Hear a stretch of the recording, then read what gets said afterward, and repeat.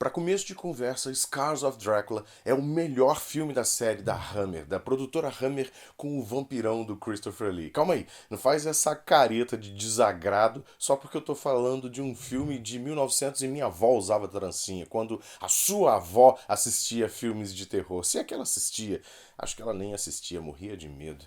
A gente está falando de um filme que, para a época, era extremamente violento, graficamente violento, sanguinário, bruto. Friso em pra época.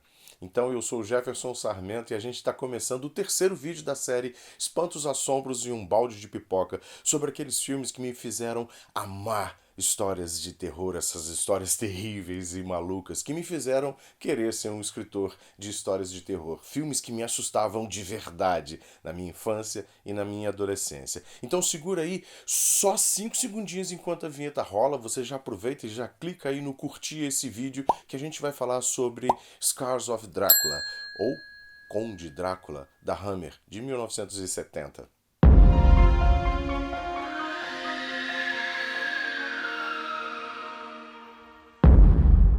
Mas antes de a gente falar especificamente sobre esse filme, vamos pegar uns minutinhos desse vídeo aqui para conversar um pouquinho sobre a Hammer. Se você não está ligando o nome à pessoa, a Hammer Film Productions, fundada em 1934, essa produtora britânica que por volta de 1950 a 1970, meados de 1970, foi responsável por um grande boom de filmes de terror, a maioria deles focados nesses principais personagens do horror, como o Barão Victor Frankenstein, a Múmia, o Lobisomem e o próprio Conde Drácula.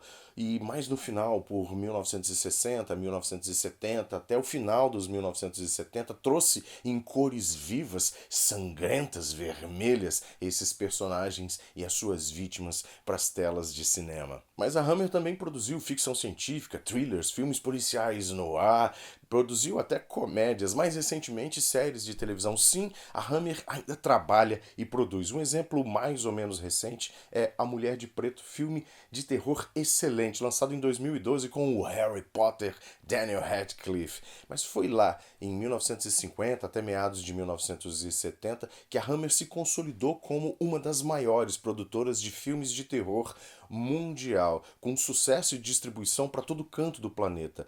Parte desse sucesso, sim, foi por conta dessa distribuição mundial em parceria com a Fox, com a Warner, com a Metro-Goldwyn-Mayer, até com a Universal, que também produzia os seus filmes de terror, os seus filmes com Frankenstein, com o Drácula e com o Lobisomem. Os filmes de terror da Hammer foram os grandes responsáveis por levar ao estrelato atores como o próprio Christopher Lee, que não atuou só como o Conde Drácula nessas produções, ele esteve em vários outros gêneros da Hammer. Atores como o Peter Cushing, que em alguns filmes do Drácula foi o grande algoz do vampirão, o Van Helsing, mas também foi o doutor, o barão Victor Frankenstein oficial da Hammer.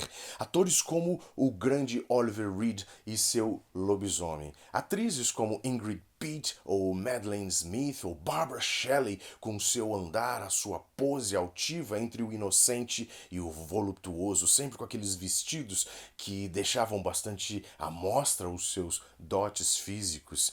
Esses atores e atrizes, muitos deles trabalhavam também numa produtora chamada Amicus, também muito especializada em filmes de terror baratos, que era uma concorrente da Hammer e chegou a ser a sua principal concorrente naquela época. Infelizmente, lá por 1970, quando Scars of Drácula foi lançado, e esse não foi o primeiro filme de Drácula da Hammer, não, não.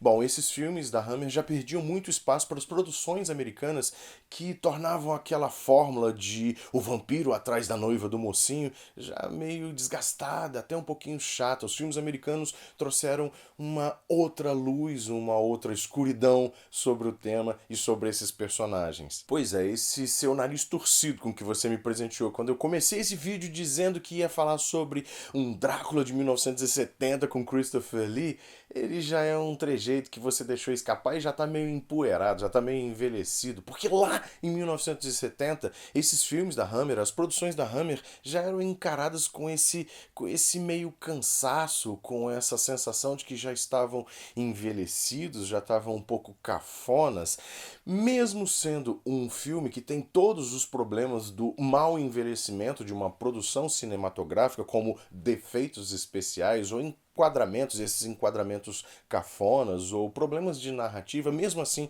é um filme que precisa ser assistido por ser o melhor filme daquela época da produtora Hammer com o Drácula e com o Christopher Lee, mesmo com todos aqueles trejeitos meio canastrões do Christopher Lee nessa produção especificamente. Esse é um filme que trouxe um bocado de horror e de medo para um garotinho de 7, 8 anos de idade. O garotinho de 7, 8 anos de idade que eu era. Então, volta um pouquinho no tempo. Tenta voltar ao final dos anos 70, começo dos anos 80 e se coloca numa poltrona. Nessa poltrona na sua sala, à noite, de madrugada, assistindo a um filme extremamente sangrento. Um filme numa época em que efeitos especiais como um morcego voando na tela da sua televisão pendurado em fios de nylon ainda assustava. Pois é, o filme começa justamente com esse morcegão de pano pendurado com nylon, com fios de nylon que fazem as asas do morcego balançarem e ele faz um movimento muito esquisito de verdade, extremamente frustrante mesmo. O filme começa com esse morcego entrando nesse compartimento, nesse quarto secreto onde só o Conde Drácula consegue chegar e ele joga sangue sobre os restos do Conde numa tumba, num sarcófago e o vampiro ressuscita. Sim, esse mesmo morcegão aparece em várias outras cenas do filme, por exemplo, arrancando crucifixos do peito de donzelas com aquele colo voluptuoso para abrir caminho para o vampirão atacar as meninas mais tarde.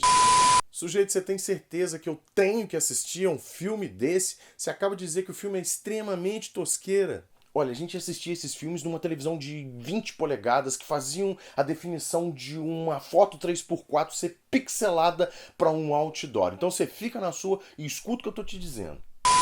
Aliás, já que você me interrompeu, vamos voltar lá no segundo vídeo da série Espantos, Assombros e um Balde de Pipoca, em que eu falei sobre o filme A Sentinela dos Malditos. Eu disse que eu assisti só o finzinho de A Sentinela dos Malditos naquela madrugada em que eu acordei e encontrei meu pai assistindo a esse filme de terror terrível na madrugada, sentado num sofazinho lá da sala, assistindo naquela televisão de 20 polegadas.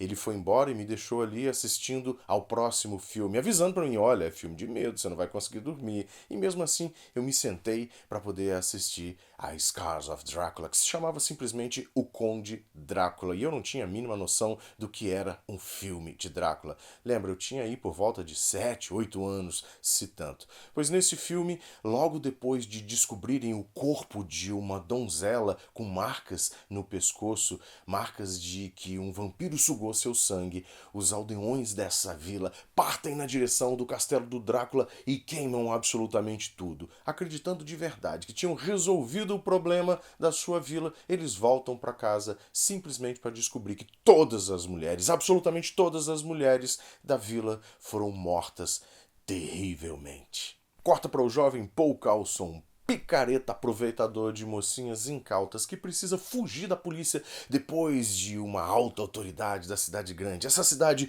a milhas e milhas e milhas de distância da vilazinha amaldiçoada do castelo de Drácula. Bom, essa autoridade descobre que o Paul estava tentando abusar da sua filhinha santinha do pau oco, que é pega com a boca na botija, e o Paul precisa fugir depois dessas fugas a pé, a cavalo, por uma festa onde o seu irmão e a noiva do irmão estão nessa festa. Bom, o Paul acaba caindo nessa carruagem que simplesmente saem disparados, os cavalos ficam desembestados e ele atravessa cidades e campos e mais campos e acaba indo parar no castelo do Drácula, onde ele encontra a morte. Voltamos para a cidade grande, onde o irmão do safardano do Paul, o Simon Coulson, decide procurar pelo desaparecido. Decide ir em busca do irmão, que também é procurado pela polícia. E ele acaba levando a tiracolo a sua belíssima noiva Sarah, vivida pela atriz Jenny Hanley, que um ano antes fez uma pontinha ridícula no filme 007, A Serviço de Sua Majestade. O tosquíssimo único filme em que o agente inglês é vivido pelo ator George Lazenby. Nesse filme, a Jenny é simplesmente a garota irlandesa. O filme tem um plot, uma sequência onde aparecem essas meninas de vários locais do mundo. Tem a garota jamaicana, a garota chinesa, a garota de mais não sei aonde. Bom, a gente não tá falando de 007, o personagem aqui é outro. Então vamos de volta para a história de Scars of Dracula. Onde que eu parei mesmo? Sim, o Simon parte em busca do irmão fugitivo e canalha, junto com a sua noivinha Sarah. Sarah que tem essa quedinha muito pouco velada pelo próprio cunhado cafajeste. Coitado do Simon.